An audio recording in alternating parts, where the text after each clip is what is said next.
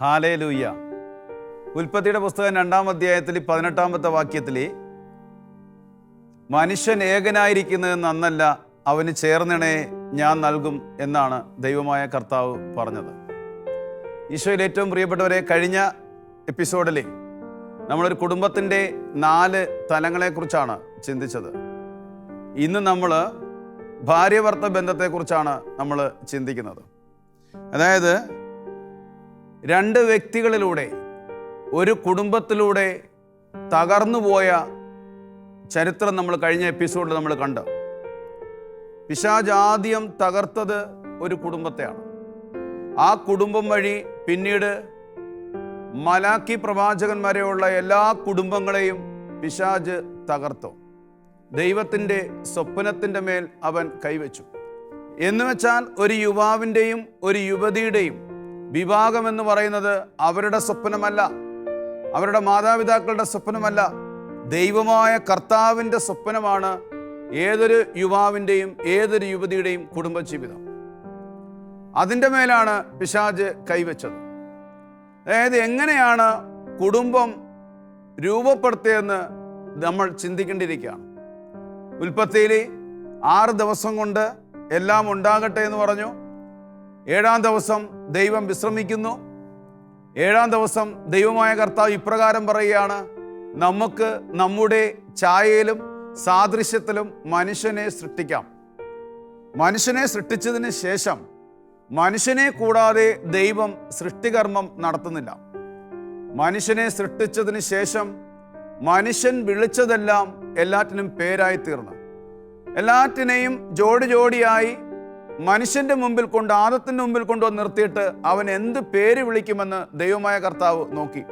അങ്ങനെ അവൻ വിളിച്ചതെല്ലാം പേരായി തീർന്നു.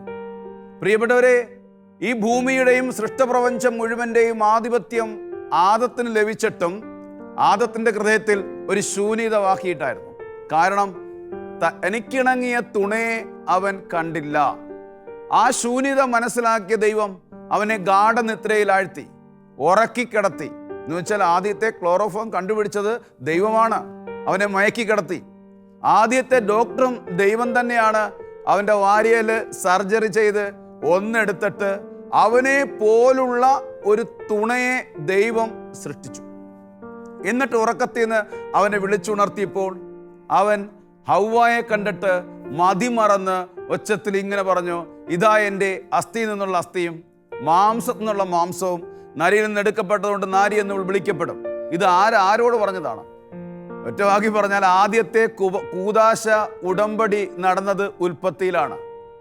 2 പേരുടെയും മധ്യഭാഗത്ത് നിന്ന ദൈവത്തെ നോക്കിയിട്ട് ആദം പറഞ്ഞ വാക്കാണ്, ദൈവമേ ഇതാ എൻ്റെ അസ്ഥി, ഇതാ എൻ്റെ മാംസം, ഇതാണ് എൻ്റെ എല്ലാം. അപ്പോൾ ദൈവമായ കർത്താവ് പറഞ്ഞു, ഇനിമേൽ നിങ്ങൾ 2 അല്ല 1 ആണ്. ആദ്യത്തെ കൂദാശ ഉടമ്പടി.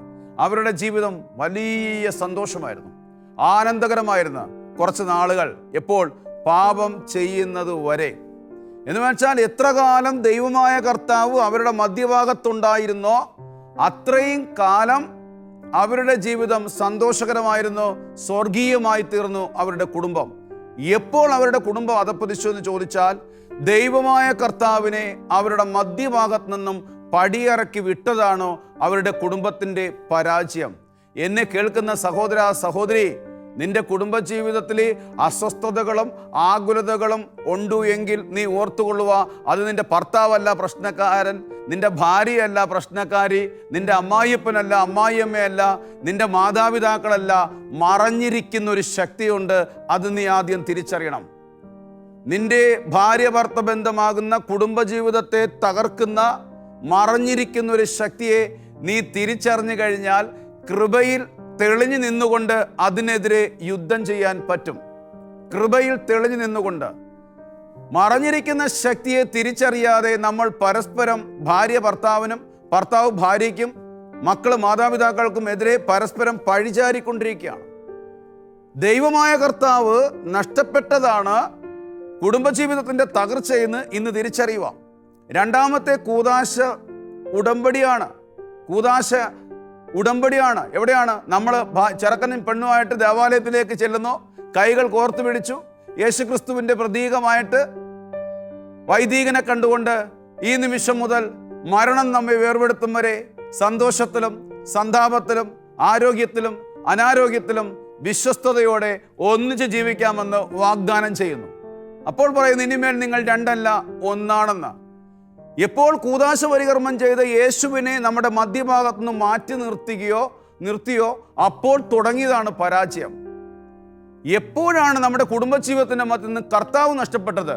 അത് ഭാര്യയിലൂടെ ആകാം, ഒരുപക്ഷെ അത് ഭർത്താവിലൂടെ ആകാം, ഒരുപക്ഷെ അത് അമ്മായിയമ്മയിലൂടെ ആകാം. ആരിലൂടെ വേണമെങ്കിലും കുടുംബത്തെ ശിഥിലമാക്കാൻ സാധ്യതയുണ്ട് എന്ന് തിരിച്ചറിവോടുകൂടി കൈവിരിക്കാൻ ഞാനും നിങ്ങളും കടപ്പെട്ടിരിക്കുകയാണ്. കുടുംബജീവിതം നിസ്സാരമായിട്ട് ആർക്കും കൊണ്ടുപോകാൻ പറ്റില്ല. കൈവിരിക്കണം, കൈ ഉയർത്തണം, മുട്ടുകുത്തണം, നിലവിളിക്കണം. കൃപയാൽ കുടുംബജീവിതം മുമ്പോട്ട് കൊണ്ടുപോകാൻ വേണ്ടി ഇന്ന് പിശാച് തകർത്തുകൊണ്ടിരിക്കുന്ന അനേക കുടുംബങ്ങളെയാണ്. സന്തോഷത്തോടു കൂടി ജീവിക്കാൻ അനുവദിക്കാത്തത് കുടുംബങ്ങളെയാണ്. പ്രിയപ്പെട്ടവരെ, ഇത് തിരിച്ചു പിടിക്കണം. അതിനാൽ കുടുംബജീവിതത്തിന് ഒന്നാം സ്ഥാനം എന്ന് പറയുന്നത് സ്നേഹത്തിലാണ്. സ്നേഹത്തിൽ പരിപോഷിപ്പിക്കപ്പെടേണ്ടതാണ് കുടുംബജീവിതം. ഭാര്യ ഭർത്ത ബന്ധത്തിന് മറ്റു പലതിനും സ്ഥാനമില്ല. ഒന്നാം സ്ഥാനം സ്നേഹത്തിലാണ്. സ്നേഹത്തിൽ പരിപോഷിപ്പിക്കപ്പെടുന്നതും പടുത്തുയർത്തപ്പെടുന്നതുമാണ് രണ്ടാമത് ലൈംഗിക ബന്ധം തന്നെ. സ്നേഹമില്ലാത്ത ലൈംഗിക ബന്ധം തന്നെ അരോചകമാണ്. സ്നേഹമില്ലാത്ത ദാമ്പത്യ ധർമ്മം അരോചകമാണ്. സ്നേഹമില്ലാത്ത പങ്കുവെക്കൽ അരോചകമാണ്. അപ്പൊ സ്നേഹത്തിൽ പരിപോഷിപ്പിക്കപ്പെടുന്ന ദാമ്പത്യ ധർമ്മം ദൈവാരാധനയാണ്. ആ ദൈവാരാധനയിൽ നിന്നാണ് ദൈവമക്കള് ജനിക്കുന്നത്. സ്നേഹമായിരിക്കട്ടെ നിങ്ങളുടെ ലക്ഷ്യം എന്ന് 1 കൊറിന്ത്യർ 14:1 പറയുകയാണ്. ഭാര്യ ഭർത്ത ബന്ധത്തിൽ സ്നേഹമായിരിക്കട്ടെ നിങ്ങളുടെ ലക്ഷ്യം. ഈശോയിൽ ഏറ്റവും പ്രിയപ്പെട്ടവരെ, അതാണ് നമ്മളിൽ കണ്ടത്. ഉൽപ്പത്തിയിൽ ആദത്തിൻ്റെയും ഹവ്വായുടെയും മധ്യഭാഗത്ത് നിന്നും ദൈവമായ കർത്താവിനെ പടിയിറക്കി വിട്ടപ്പോൾ തുടങ്ങിയ കുടുംബം തകർന്ന്, പിന്നീട് കുടുംബങ്ങൾ തകർന്നു. ദൈവം മനുഷ്യൻ പരാജയപ്പെട്ട സ്ഥലത്ത് വീണ്ടും ദൈവം ഒരു പ്രവൃത്തി ചെയ്തു. ജോസഫും മറിയത്തെയും തിരഞ്ഞെടുത്തുകൊണ്ട് യേശു എന്ന ദൈവം, ഏകസത്യ ദൈവം, ജോസഫിൻ്റെയും മറിയത്തിൻ്റെയും മധ്യഭാഗത്ത് ജനിച്ചു. അതോടുകൂടി പിശാചിൻ്റെ ആധിപത്യം എന്നേക്കുമായി കുടുംബത്തിൽ നിന്നും വിട പറഞ്ഞു. ഇന്ന് ആരുടെയെങ്കിലും കുടുംബങ്ങൾ തകർന്നു പോയിട്ടുണ്ടെങ്കിൽ യേശുവിൻ്റെ സാന്നിധ്യമില്ലാത്തതാണെന്ന് തിരിച്ചറിഞ്ഞുകൊള്ളുക. ഇന്ന് ആരുടെയൊക്കെ കുടുംബജീവിതങ്ങൾ സ്വർഗീയ കുടുംബം പോലെ ചേർത്തിണക്കി കൊണ്ടുപോകുന്നുവെങ്കിൽ ഞാൻ അവരോട് പറയുന്നു, നിങ്ങളുടെ കുടുംബജീവിതത്തിൻ്റെ മധ്യത്തിൽ യേശുവിൻ്റെ സാന്നിധ്യമുണ്ട്, യേശുവുണ്ട്. യേശു കുടുംബത്തിൻ്റെ സൈഡിലല്ല, ഭാര്യ ഭർത്ത ബന്ധത്തിൻ്റെ മധ്യഭാഗത്ത് യേശു വേണം. കുടുംബജീവിതത്തിൻ്റെ മധ്യഭാഗത്ത് യേശു ഉണ്ടെങ്കിൽ മാത്രമേ ആ കുടുംബം സ്നേഹത്തിൽ പടുത്തുയർത്തപ്പെടാൻ പറ്റുകയുള്ളൂ. അതിനാൽ രണ്ടുപേരിൽ ആരെങ്കിലും വില കൊടുക്കണം കുടുംബജീവിതത്തിൻ്റെ മധ്യഭാഗത്ത് നിന്നും തിന്മയുടെ അരാജകത്തിൻ്റെ ശക്തിയെ പുറത്താക്കാൻ. ഒന്നി സ്ത്രീ വില കൊടുക്കണം, അല്ലെങ്കിൽ പുരുഷൻ വില കൊടുക്കണം. വില കൊടുക്കാതെ വിലപ്പെട്ട കുടുംബജീവിതത്തെ സംരക്ഷിക്കുവാൻ ആർക്കും കഴിയുകയില്ല. പ്രിയപ്പെട്ടവരെ, മറിയം ജോസഫ് ഉപേക്ഷിക്കുമെന്ന് കണ്ടപ്പോൾ പിതാവിൻ്റെ സന്നിധിയിൽ കൊടുത്ത വിലയാണ് ഇന്ന് ലോകം മുഴുവനും സന്തോഷകരമായി ജീവിക്കുന്ന കുടുംബങ്ങളുണ്ടെങ്കിൽ ആ കുടുംബജീവിതം. ജോസഫ് സത്യം തിരിച്ചറിഞ്ഞ് പിതാവിൻ്റെ സന്നിധിയിൽ കൊടുത്ത വിലയാണ് ഇന്ന് അനേക കുടുംബങ്ങൾ ജോസഫിൻ്റെ മാതൃക, ഔസേപ്പിതാവിൻ്റെ മാതൃക പിന്തുടരുന്നത്. വിശുദ്ധ പത്രോസ്ലിയ പറയുന്നൊരു വാക്കുണ്ട്, 1 പത്രോസ് 3:1-2 വാക്യങ്ങൾ. ഭാര്യമാരെ, നിങ്ങൾ ഭർത്താക്കന്മാർക്ക് വിധേയരായിരിക്കുവിൻ. വചനമനുസരിക്കാത്ത ആരെങ്കിലും ഉണ്ടെങ്കിൽ നിങ്ങൾ വാക്കുകൊണ്ടല്ല പെരുമാറ്റം കൊണ്ട് വിശ്വാസത്തിലേക്ക് ആനയിക്കാൻ ഭാര്യമാർക്ക് കഴിയും. ഉപദേശം കൊണ്ടല്ല, പെരുമാറ്റം കൊണ്ട്. ആരാണ് വചനമനുസരിക്കാത്ത വ്യക്തി ആരായിരിക്കും? പാപത്തിൻ്റെ വഴിയിലൂടെ സഞ്ചരിക്കുന്ന വ്യക്തിയായിരിക്കാം. വചനമനുസരിക്കാത്ത വ്യക്തി ആരായിരിക്കാം? വിശ്വാസമില്ലാത്ത വ്യക്തിയായിരിക്കാം.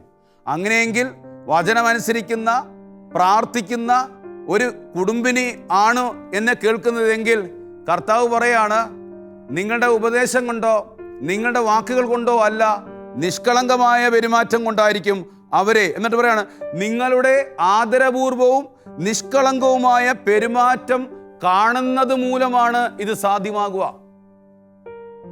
ഒരുപാട് സ്ത്രീകൾ, ഒരുപാട് ഈ കാലഘട്ടത്തിൽ കണ്ട ഏറ്റവും വലിയ അപകടം എന്ന് പറഞ്ഞാൽ ഒരുപാട് പ്രാർത്ഥിക്കുന്നവരാണ്. എല്ലാ ധ്യാന ഗുരുക്കന്മാരെയും അറിയാം, കൗൺസിലിംഗ് ചെയ്യുന്നവരും കാണും, എല്ലാ ധ്യാന കേന്ദ്രങ്ങളെ അറിയാം, നാട്ടിലുള്ള സകല പ്രാർത്ഥനക്കാരെ അറിയാം. പക്ഷെ വീട്ടിലിരിക്കുന്ന ഭർത്താവിനോട് സ്നേഹത്തോട് ഒന്ന് ഇടപെടാൻ കഴിയുന്നില്ലെങ്കിൽ എന്തുമാത്രം പരാജയമാണ് പ്രാർത്ഥനയിൽ ആ വ്യക്തി. അധികം ഒന്നും പ്രാർത്ഥിച്ചില്ലെങ്കിലും ആ സാധുവായ മനുഷ്യനെ വിശ്വാസത്തിലേക്ക് ആനയിക്കാൻ നിഷ്കളങ്കമായ പെരുമാറ്റം വഴി ഒന്ന് നേടാൻ കഴിഞ്ഞിരുന്നെങ്കിൽ. എനിക്കൊരു അനുഭവം ഓർമ്മ വരികയാണ്. ജീവന തുല്യം സ്നേഹിക്കുന്ന ഭർത്താവ് മറ്റൊരു സ്ത്രീയുമായി മോശമായ ബന്ധം പുലർത്തിക്കൊണ്ടിരിക്കുന്ന ആ കാലഘട്ടം, കണ്ണുനീരും സഹനവും വേദനയും കൈവിരിച്ച് ദൈവത്തിൻ്റെ മനസ്സിനോട് ചേർന്ന് ഭർത്താവിൻ്റെ മാനസാന്തരത്തിന് വേണ്ടി പ്രാർത്ഥിക്കുകയാണ്. പ്രാർത്ഥിക്കും തോറും ശക്തമായി പ്രതികരണങ്ങൾ കൂടുകയാണ്.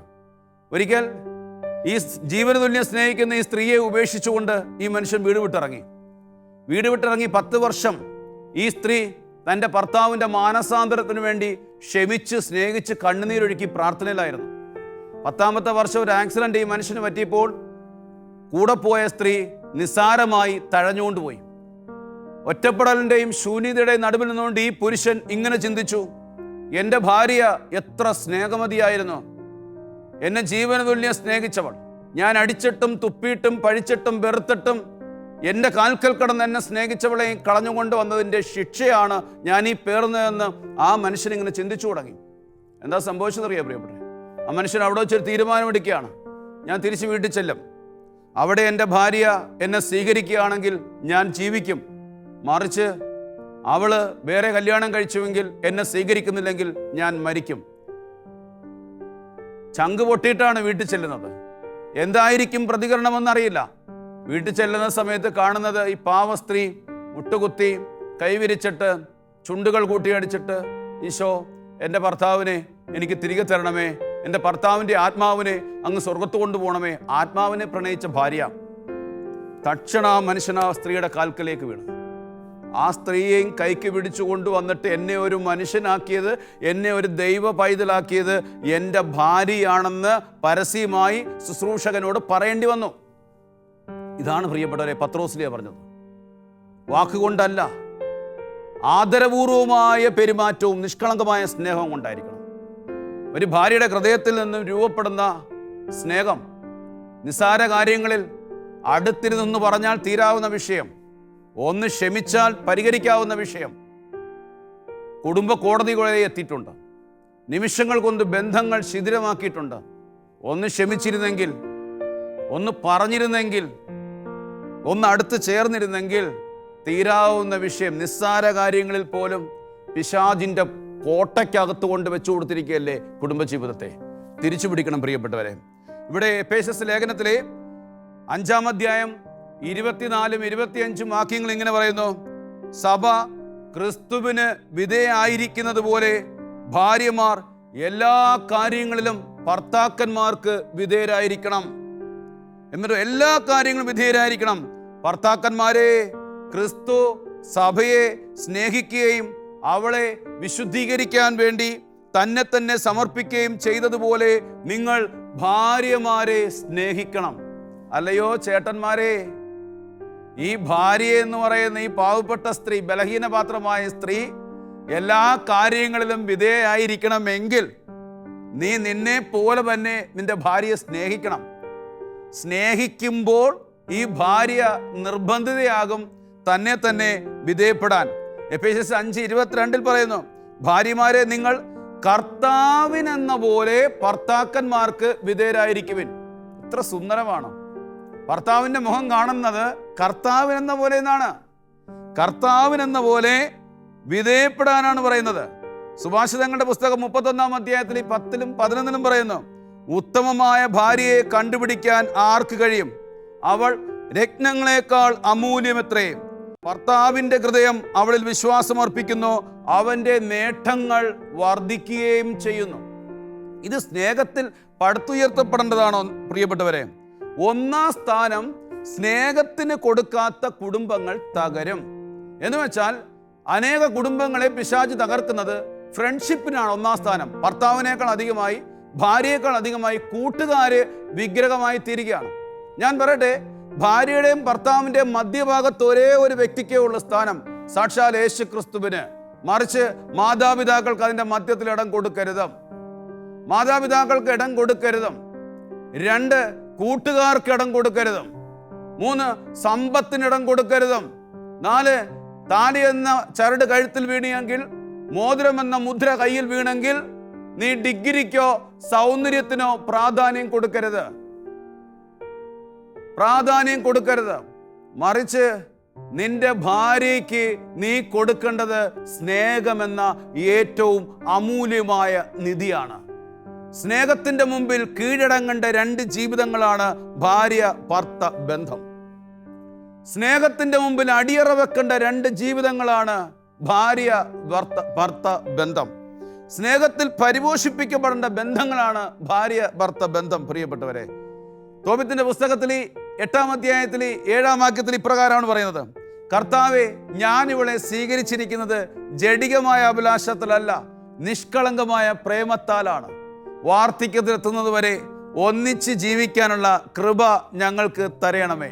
വാർദ്ധക്യത്തിൽ എന്ന് വെച്ചാൽ ലൈംഗികതയ്ക്ക് പോലും 2-ാം സ്ഥാനമേ ഉള്ളൂ. ഞാൻ ആദ്യം പറഞ്ഞു, 2-ാം സ്ഥാനമേ ഉള്ളൂ. ലൈംഗികത എന്ന് പറയുന്നത് സ്നേഹത്തിൽ പരിപോഷിപ്പിക്കപ്പെടുമ്പോൾ തന്നെത്താൻ സമർപ്പിക്കപ്പെടുന്ന ദൈവാരാധന മാത്രമേ ആകുന്നുള്ളൂ. അത് ദൈവാരാധനയാണ്, അത് പങ്കുവെക്കപ്പെടേണ്ടതാണ്. വാർദ്ധക്യത്തിൽ മരണം വേർപിരിയുന്നത് വരെ ഒരു കട്ടിലിലേ കിടക്കാവുള്ളൂ. വാർദ്ധക്യത്തിലെത്തുമ്പോൾ, സുഖമല്ലാതെ വരുമ്പോൾ ഒന്ന് ശുശ്രൂഷിക്കുവാൻ, ഒന്ന് തിരുമുവാൻ, ഇച്ചിരി വെള്ളം കൊടുക്കുവാൻ, ഇച്ചിരി ചൂട് വെക്കുവാൻ ഭാര്യയും ഭർത്താവും ആവശ്യമാണ്. എന്നെ ഒരുപാട് ചിന്തിപ്പിച്ച വിഷയം ഇതാണ്. ഒരായുസോളം ഹൃദയത്തിൻ്റെ തുടുപ്പ് ഹൃദയം കൊണ്ട് ഒപ്പിയെടുക്കുന്ന 2 ജീവിതങ്ങളാണ് ഭാര്യ ഭർത്ത ബന്ധം. കുഞ്ഞുങ്ങൾ 3 വർഷം വരെ ഒപ്പിയെടുക്കത്തുള്ളൂ. ഭാര്യ ഭർത്ത ബന്ധം എന്ന് പറയുന്നത് ഒരായുസോളം ഹൃദയത്തിൻ്റെ തുടുപ്പ് ഹൃദയം കൊണ്ട് ഒപ്പിയെടുക്കുമ്പോൾ, സഹോദര, എങ്ങനെയാ ആ ഹൃദയത്തിൽ നിന്നും മാറ്റി നിർത്താൻ കഴിയുന്നത്? നിന്റെ ഭാര്യയെ നിനക്കൊന്നും മനസ്സിലാക്കാൻ കഴിഞ്ഞില്ലെങ്കിൽ ആർക്കും മനസ്സിലാക്കാൻ കഴിയും? നിന്റെ ഭർത്താവിനെ നിനക്ക് മനസ്സിലാക്കാൻ കഴിഞ്ഞില്ലെങ്കിൽ ആര് നിന്റെ ഭർത്താവിനെ മനസ്സിലാക്കും? ഞാനൊരു അനുഭവം കൂടെ പറഞ്ഞിട്ട് ഞാൻ നിർത്താം. ഒരു വൈദികൻ പ്രസംഗിച്ചതാണ്. എൻ്റെ കണ്ണുകളിൽ ഈറനടിഞ്ഞു. ഏതാനും നാളുകൾക്ക് മുമ്പ് അങ്കമാലിയിലെ ഒരു ഗവൺമെൻറ് ഹോസ്പിറ്റലിൽ സന്ദർശിക്കുവാനായിട്ട് ഈ വൈദികൻ ഒരു സെമിനാറിൽ പഠിച്ചുകൊണ്ടിരിക്കുന്ന സമയത്ത് കുറച്ച് പ്രദേശ് പോയി. പട്ടം കിട്ടുന്നതിന് മുമ്പ് അവിടെ ചെല്ലുമ്പോൾ ഒരു ക്ഷീണിച്ച് മെലിഞ്ഞ ഒരു മനുഷ്യൻ ക്യാൻസറിൻ്റെ 4th സ്റ്റേജിലെത്തി മരണത്തോടടുത്ത തൻ്റെ ഭാര്യനെ ശുശ്രൂഷിക്കുന്ന രംഗമാണ്. ഇവരവിടെ ചെല്ലുമ്പോൾ ഈ പാവപ്പെട്ട സ്ത്രീ ചോദിച്ചു, അച്ഛന്മാരാണോ എന്ന് ചോദിച്ചു. ലോകം കണ്ടിട്ട് എങ്ങനെ മനസ്സിലായി? ഞങ്ങളെ കാണാൻ അച്ഛന്മാരല്ലാതെ, സിസ്റ്റേഴ്സ് അല്ലാതെ ഈ ഭൂമിയിൽ ആരുമില്ല ഞങ്ങളെ കാണാൻ വരാൻ. എന്നിട്ട് ഈ സ്ത്രീ ഇങ്ങനെ ചിരിച്ചിട്ട് പറയാണ്, എൻ്റെ പ്രിയപ്പെട്ട അച്ഛന്മാരെ, ഞാൻ ഇതിങ്ങേരോട് പറഞ്ഞു വേറെ പോയി കല്യാണം കഴിക്കാൻ. ഇങ്ങേരൊരിക്കലും പോകുന്നില്ല. എൻ്റെ പ്രിയപ്പെട്ട സഹോദരി, സഹോദര, കുറച്ച് നാൾ കഴിഞ്ഞ് 6 മാസം കഴിഞ്ഞപ്പോൾ ഈ ബ്രദേഴ്സ് വീണ്ടും ഒന്നും കൂടെ ഒന്ന് കാണണമെന്ന് തോന്നി അങ്കമാലി ഹോസ്പിറ്റലിൽ ചെല്ലുമ്പോൾ ഈ സ്ത്രീ മാത്രമേ ഉള്ളൂ. അപ്പോൾ ചോദിച്ചു, എന്തിയെ നിങ്ങളുടെ ഭർത്താവ് എന്തിയെന്ന് ചോദിച്ചു. പറഞ്ഞ് അദ്ദേഹം പോയച്ച രക്ഷപ്പെട്ടു. ഈ ബ്രദേഴ്സിൻ്റെ ഉള്ളിൽ വല്ലാത്ത സങ്കടങ്ങളും വല്ലാത്ത ആകുലതയും വർദ്ധിച്ചു. എന്നാൽ ആ വാർഡിലുണ്ടായിരുന്ന നേഴ്സുമാർ ഈ ബ്രദേഴ്സിനെ മാറ്റി നിർത്തിയിട്ട് പറഞ്ഞു, പ്രിയപ്പെട്ട ബ്രദേഴ്സ്, ആ മനുഷ്യൻ പോയതല്ല. ഈ സ്ത്രീ ഇവിടെ കിടന്ന കാലം ഇത്രയും സ്വന്തം ശരീരത്തിലെ ബ്ലഡ് കൊടുത്തിട്ട് ഭക്ഷണവും മരുന്നും ശുശ്രൂഷയും ചെയ്തു. ഒരു ദിവസം മെഡിസിൻ മേടിച്ച് ബ്ലഡ് കൊടുത്ത് മെഡിസിൻ മേടിച്ചുകൊണ്ട് വരുന്ന സമയത്ത് റോട്ടിൽ തലകറങ്ങി വീണ് മരിച്ചു. ഞങ്ങൾ ഇന്നു വരെയും ഈ സ്ത്രീയോട് ഇത് പറഞ്ഞിട്ടില്ല. പറഞ്ഞു കഴിഞ്ഞാൽ ഒരുപക്ഷെ ഇവർക്കും എന്ത് സംഭവിക്കാം. ഇവിടെയാണ് സ്നേഹം ബലിയായി തീരുന്നത്. കർത്താവ് നമ്മളെ പഠിപ്പിച്ചില്ലേ, സഹനം സ്നേഹമായി മാറും. സ്നേഹം സഹനമായി തീരുന്നു. എൻ്റെ പ്രിയപ്പെട്ടവരെ, പലരുടെയും ഭാരങ്ങൾ കുറയ്ക്കുന്നത് സ്നേഹത്താലാണ്. ഭാര്യ ഭർത്ത ബന്ധത്തിന് ഒരു മാനദണ്ഡമേ ഉള്ളൂ, സ്നേഹം. ഉൽപ്പത്തി 2:18 മനുഷ്യൻ ഏകനായിരിക്കുന്നത് നന്നല്ല, അവന് ചേർന്നിണെ ഞാൻ നൽകും. കുടുംബത്തിൻ്റെ പരാജയം ദൈവമായ കർത്താവ് നഷ്ടപ്പെട്ടു പോയതാണെന്ന് തിരിച്ചറിയണം.